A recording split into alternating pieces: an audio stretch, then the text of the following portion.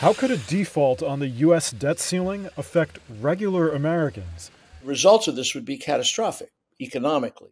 From falling stock markets to painful blows to retirement accounts and doctors' offices, workplaces throughout the country would feel the pressure within days. So, how would it start? Well, Washington's self-imposed limit on federal debt currently stands at $31.4 trillion.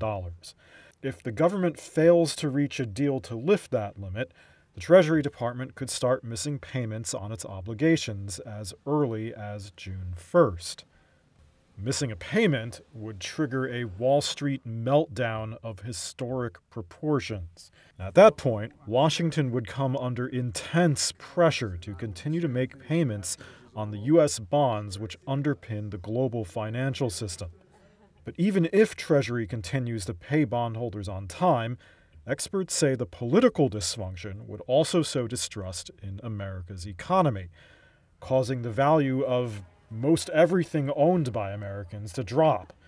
And that would cause interest rates to rise, making it harder to buy a home, a car, or start a business, for example. Our economy would fall into a significant recession. It would devastate retirement accounts, increase borrowing costs. Could it get worse from there? It seems so. This is Garrett Epps, a law professor at the University of Oregon. The gross national product might contract over the following 12 months as much as 6 or 7%, that millions of jobs would be lost. Shortly following a default, hundreds of billions of dollars would be withheld from the economy, causing mass layoffs within weeks. The first to get hit would likely be employees at doctors' offices, hospitals, and insurance companies. Why? Well, because on June 1st, they're due an estimated $47 billion in payments through Medicare, America's public health insurance program for older citizens. And because Medicare funds about a fifth of American health care, some doctors might not have money to pay staff and other bills, nor would it just be them affected.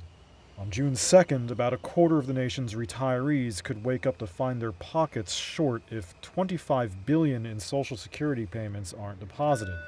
By June 9th, $4 billion in salaries could go unpaid for a percentage of the 2 million strong federal workforce. Schools expecting $1 billion in federal funding could also be left scrambling.